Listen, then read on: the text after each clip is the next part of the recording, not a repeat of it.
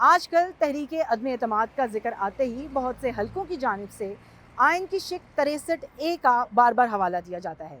ہم نے جاننے کی کوشش کی ہے کہ یہ شق حکومت کو کس طرح بچا سکتی ہے۔ آئین یہ کہتا ہے کہ ووٹ آف نو کانفیڈنس کے حوالے سے یا منی بل بجٹ جس کو ہم کہتے ہیں اس کے حوالے سے یا آئینی ترمیم کے حوالے سے پارٹی ہدایات دے سکتی ہے اپنے ممبران کو کہ اس طرح سے ووٹ کرنا ہے۔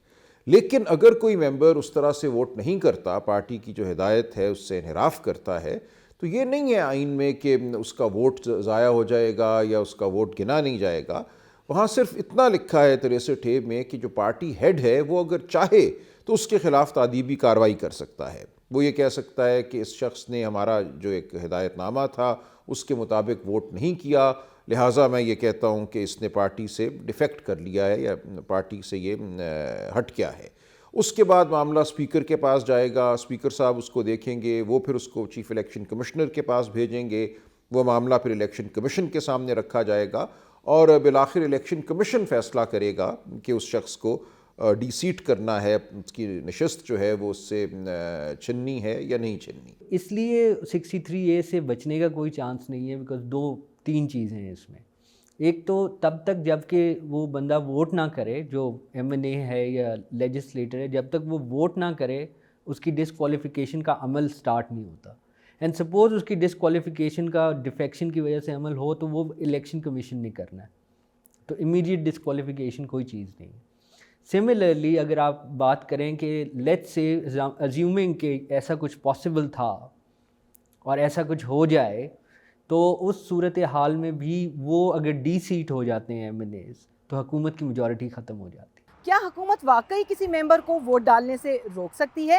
اور کسی بھی ممبر کی نااہلی کا طریقہ کار کیا ہے؟ ہر ممبر قومی اسمبلی کا حق ہے کہ وہ قومی اسمبلی میں آئے اور ووٹ کرے۔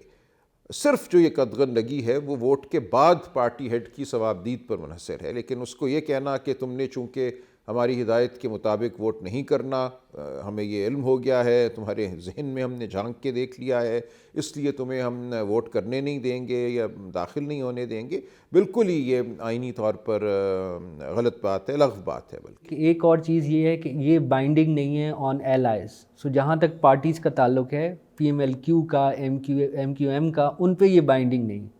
تو ڈیفیکشن کا وہ بات کرتا ہے 63A، لیکن اس سے بچنا بڑا مشکل ہے۔ اس چیز کو بنا کے گراؤنڈز حکومت کا یہ خیال ہے کہ شاید وہ اسپیکر کو کہیں گے اور اسپیکر جو ہے وہ ڈسکوالیفائی کر دے گا اسی وقت اور پھر ووٹ نہیں ہوگا، لیکن اتنے آرام سے یہ مسئلہ بلکہ ہو ہی نہیں سکتا ہے۔ ان کی بالکل the reading of the constitution is wrong۔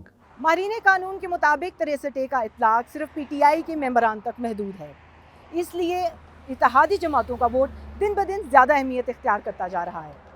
Geeti Ara Anees, voice of America, اسلام آباد۔